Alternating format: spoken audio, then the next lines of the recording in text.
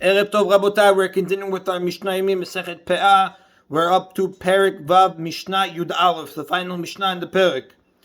Bakutzel Balayla, if someone harvests grain at night and he forgot to harvest some of it, the Hame'amer, or someone is gathering bundles of harvested grain at night and he forgot to gather some of the bundles. Vasuma, and a blind person, he forgot stalks or bundles in the field, whether by day or by night. The Rav writes, Ben Bayom Ben Balayla. Yesh lehem shicha, the Mishnah says they are subject to the laws of shicha, and the Mefarshim explain, even though it's easy for such a person to miss the produce he forgets is nevertheless shicha, because we learned earlier in Perek Hey Mishnah Zayin that produce is not considered shicha if it was forgotten or overlooked because of an outside factor. For example, a poor person was blocking it.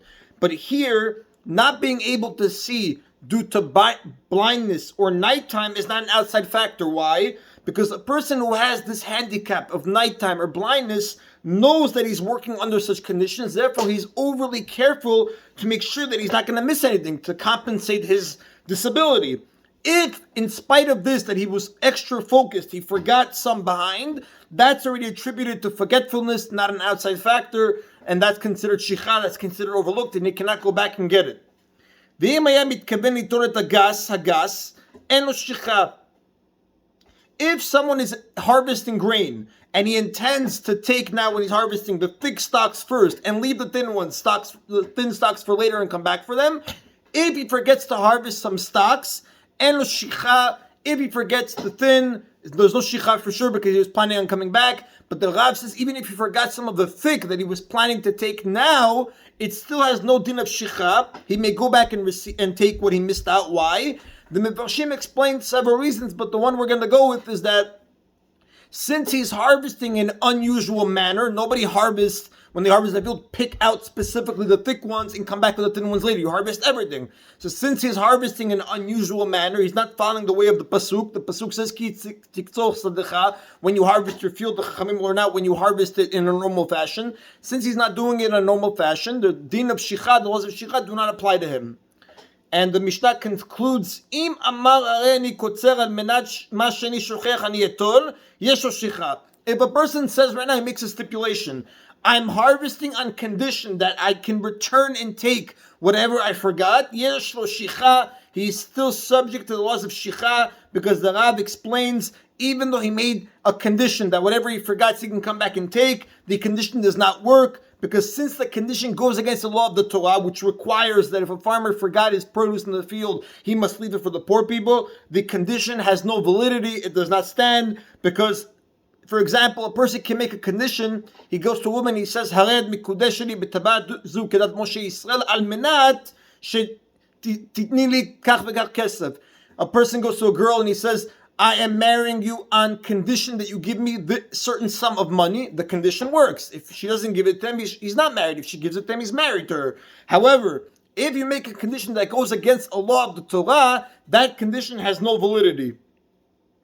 That is the end, Rabotai, of Mishnah Yud Aleph in Perek Vav. Mishnah Zayin now we'll discuss some laws of shicha that apply to trees. Just like grain that's overlooked, whether it wasn't harvested or the bundles you forgot about, it's shicha. So to a tree that was overlooked and it was not picked is shicha. The Mishnah now is going to speak about specifically an olive tree, but that's only because we want to bring a halacha later on with the Rabbi Yossi regarding olive trees. Really, it applies to any fruit tree that has the following qualities that we're going to see. Kol zayit sheyesh lo shem basadeh, any olive tree that has a reputation, a shem, in the field of having a distinctive quality, afilu kizayit hanitofa b'shato, even if it has only such quality sometimes, such as an olive tree that drips oil during the time that it's fruitful. At times, the Rav explains, the produce is so juicy that oil drips from them without even having to be squeezed. So even if this only happens sometimes, ushchacho, and you forgot to harvest such a tree, enu shicha is not considered shicha. You may go back and harvest it, because since the tree has a unique feature, the owner will certainly remember to pick the fruits from it, and it's not considered shicha. Even if he forgot the tree during a year when it's not so fruitful, therefore it's not dripping. Because since in be'etzem, in in general has a distinctive reputation, it's not considered shicha. And we learned earlier in the beginning of Perek Vav, the laws of shicha apply to produce that the owner forgot and is unlikely to remember. However, if it has a distinctive feature that makes it stand out from the rest of the orchard, and we're going to see different types of features, it's not shicha because the owner will presumably remember and come back to pick the fruits from it. When were these words said? What makes a tree unique in this regard that it's not going to be considered shicha even if you forgot? Bishmo, when it is unique because of its name, ubima'asab, because of its productivity, ubimkomo, because of its location where it is in the orchard. Bishmo, because of its name, means, the Rab explains, it produces so much oil, shehaya shivchoni or baishani. It's called nicknames. You give the tree its own name. Shivchani comes from the lashon of shofech, pours, one that pours oil, or baishani comes from the one that shames. It produces so much oil that either it drips, but without even having to be squeezed, or it produces so much oil, it puts to shame the other trees surrounding it in the field that have less produce. So baishani we call it, the one that shames the trees around it.